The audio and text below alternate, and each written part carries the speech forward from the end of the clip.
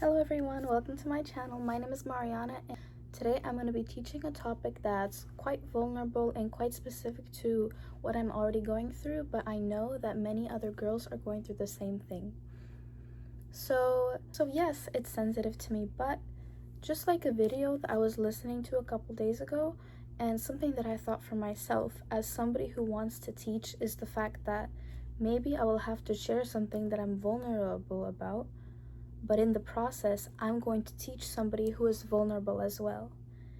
Because it's very unlikely that I'm the only one going through this. I'm sure that there are many other girls, not even just girls, even boys as well, going through body dysmorphia and food issues.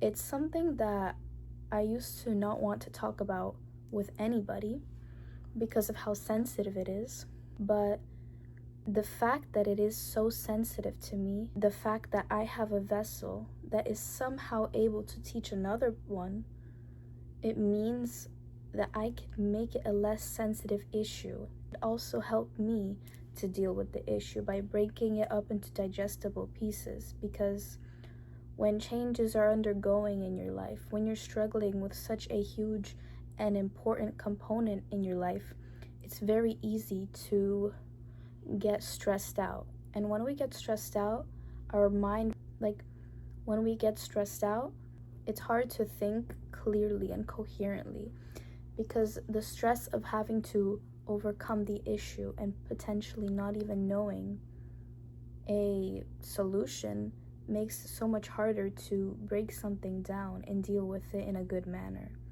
And the state from which we're healing or working on something also influences how we will do it. Our stress mind, for example, will think and solve problems with more urgency, with less carefulness than on a mind that's calm and has time. Let's get into it now. If you're new to this channel, my name is Mariana and welcome. If you like this video, please leave a subscription and stay around. I think I could help you. And if I can't, I would like to hear in the comment section your opinion, because I kind of want our space to be a place where multiple different opinions that possibly challenge one another, multiple different sides of the same situations come together, because we are powerful for our differences. At the end of the day, all of us have very similar goals. We want safety, we want love, we want attention, we want rules that advocate for our needs. We all have similar goals in different fonts. So when people have rivaling opinions, it can bring us together to be able to accept one another's differences, because differences there will be. And at the same time, through these differences, learn to accept each other and find a common ground, while also valuing our own opinions, just not attacking somebody for having theirs. I think a big part of learning and teaching from my side is to create a platform, to create an environment, a classroom, a comment section of people who will listen to what you told them and then repeat in their words what they learned in their opinion, because knowledge is good for the reason that you use it. Knowledge is not only for in certain situations where you end up needing it, but knowledge is good so that you can put it to play. If somewhere along the road you learned how to operate a car, how to work on it, how to fix the engine, for example, and you get stuck on a road trip, you will use that knowledge. You will use it. You will put it into play. And somebody, for example, could try to manipulate you, but since you had educated yourself a little bit on tactics, like they're trying to gaslight you and act like the action that they performed was actually meant to cause you harm, and they will act like it's not something that they actually did. If you have read something already and you know what they're doing, you can be like, wait, I'm going to recite my knowledge, and I'm not going to be undertaken by this because you're putting the knowledge to action. My first point that was building on to what I was saying earlier, stay calm. When you put a lot of mental pressure on yourself and you're operating through a state of stress, you're going to make worse decisions. Now, since I'm talking about like food and body image issues, I'm not talking about, oh, I had some sugar, which it actually can be, because if you're trying to feel good and you're stressed out, you're probably going to go for dopamine because that kind of alleviates your pain. Not even just alleviates it, but it distracts you from it. And when you have such impending and continuous issues, how can you even blame your brain for trying to be distracted? So the problem is not you trying to distract yourself. The problem is the presence of the stress. Stress management is so important, and a part of being calm is not just managing the stress that you can't get rid of, but avoiding the ones that you don't have to have. If you avoid all stress, it's going to ruin your life. I think you have to learn how to handle stress, because education will happen, work will happen, chores will happen, tasks, different things, different obligations, they will happen, and it's a part of being responsible in your life. But if you try to manage all stress, you're going to be allowing in things that don't even need to be there.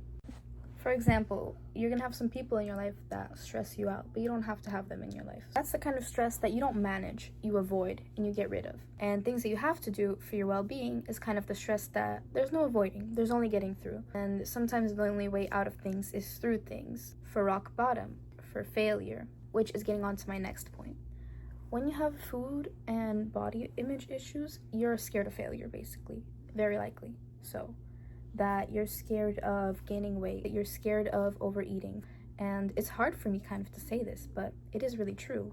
You have very specific and also very common things that bother you and give you anxiety, but nobody likes to talk about them because of how sensitive they are.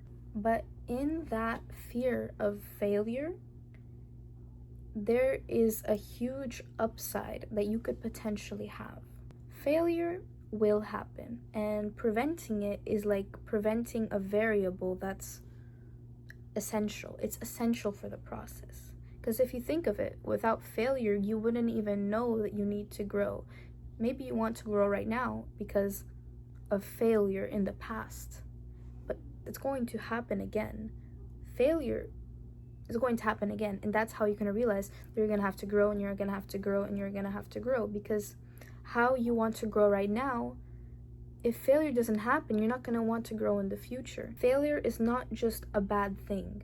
There is an upside and there is a downside.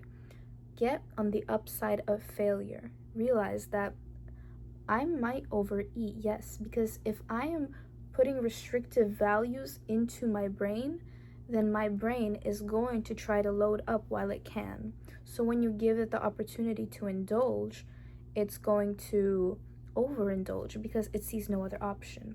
Getting into my next point. Allow yourself to indulge so that you don't overindulge. If you don't let yourself have chocolate, for example, a couple of days ago, I was saying okay, I'm only gonna have a little bit, and those are kind of the rules that were working then. But my values changed because of the state that I'm in, and I was like, okay, you can't have more than one serving, for example. And because of that, I had more than one serving. And it's because I was going to have it either way. I was comparing myself probably to other factors in my life, other people in my life, and I was telling myself, this is your restriction, okay? But I wasn't not going to do it. But because I was not going to not eat chocolate, I was going to have it anyway. I basically, with the restriction in my head, I made it so that I would load up now, because I knew that later on I would have the same rules and the same restrictions. So this time I need much more than one serving. And it doesn't mean that my body needed it. It means that my brain needed it. It means that your brain, it's not evil. It's protecting you by loading up because it has this idea of restriction. but you will have this restriction of every time and still choose to eat the chocolate every time. So my solution is allow yourself to indulge before you overindulge, because the only way that you're not going to overindulge is if you say no. But if you have food issues, for example, you're gonna be like one issue is like, I'm having dinner, but this person, they never have dinner. They don't need it, they don't want it. But you want it and you need it. You need the fuel, and you don't have to give an excuse actually for that, because humans have dinner. That's it. That's what humans do. You don't need any excuse. Because you have the scarcity, because you were comparing yourself to other people that aren't having dinner, you're telling yourself that a very normal thing is abnormal. It's not something that they would do, but it's something that your body would need, okay? And because of this comparison, you create this restriction in your head where you could have dinner every day. You could have a nice, healthy dinner every day, but you create this restriction and you tell yourself that it's not normal because another person is not having dinner. You create this lack, which actually makes you overeat, because like I said, the only options are to not eat at all or to overindulge, because you have this sense of lack. But you can't just choose not to eat dinner every day, you know? Of course, from another side, you could be like, but I can have willpower. But how far can you get with your willpower when you're not even giving your body what it wants? When you do what your body doesn't want consistently, you're not going to be living. Every nice thing that you have, the nice things that you already have that you're not seeing, will fade away because you're living with the vessel that only operates to do the good thing, to do the productive thing. But you're not going to be happy if you don't eat dinner at all. You're not going to be. And obviously you're going to choose something, but your choices will be influenced by the factor of restriction. So don't restrict. Failure is going to be a necessary part of your growth. So indulge so that you don't overindulge. I will have this, yes. Do what you can not to create restrictions, because restrictions is where one portion becomes three, and you will not even feel good. It's not your body choosing it, it's your brain accidentally creating it. You will have more control when you are not creating these imaginary factors that add more control over you. Don't let your anxiety have a bigger hold on you than you have on your own mind. And even if that means giving the idea that I'm going to eat more, it will give you more control over how much you do eat. And my next one is, don't wear restrictive clothing when you are full. The restrictive clothing, it amplifies your body's state, but it makes it seem even worse than it is. The tight clothing is going to basically stress you out, and it's going to pull more attention to your body, and it can also put tension on your stomach, making you more bloated. It doesn't feel good to put on clothing that you don't like out of shame and not look in the mirror, but it's better to wear something comfortable and not restrictive. Hopefully something that's comfortable, not restrictive, but still empowering for you, where you could step outside, you can look in the mirror, you could feel great. But don't think that putting on tight clothing and looking in the mirror will make you strong and make you acceptive of your state, because if you've overeaten out of restriction, you don't have to become acceptive of this state. You don't have to like it. You can cry, you can feel unhappy, because when you become acceptive of something, it doesn't hurt less. You just get used to it, and it just means that your overall factor of well-being goes down. It's better not to put yourself out there in clothing that doesn't feel good. It's better to wear something that gives your body at least the space to breathe, because you don't want to be fighting against your body even more. Your brain will choose what it wants. Your body will choose what it wants at the end of the day, because the body is a really important and big and powerful factor of your whole life. It's kind of like the lens through which you perceive everything and take everything in. So nurturing it and showing it that it doesn't have to fight, that it doesn't have to be in survival mode, is crucial. If you have any comments, anything that you were just thinking about, any reflection that you think could help somebody, please feel free to put it in the comment section, because I want this page to kind of be a little platform for everybody to communicate and have a voice and learn, because It's usually in our most sensitive things that we learn the most and we get the most success in, because how to truly inspire someone is to truly appeal to what's inside of their soul. Our facades are so deep and complex, but our insides are also very complex, and it's usually the one that never gets to see the light. So be the light for the world and get everybody to really feel about themselves and grow and transform on the insides. If you have anything to say, any questions, any concerns, if you want to say your opinion, do it. Because in this world, your opinion should be valuable because your life is valuable. So thank you for visiting. Bye.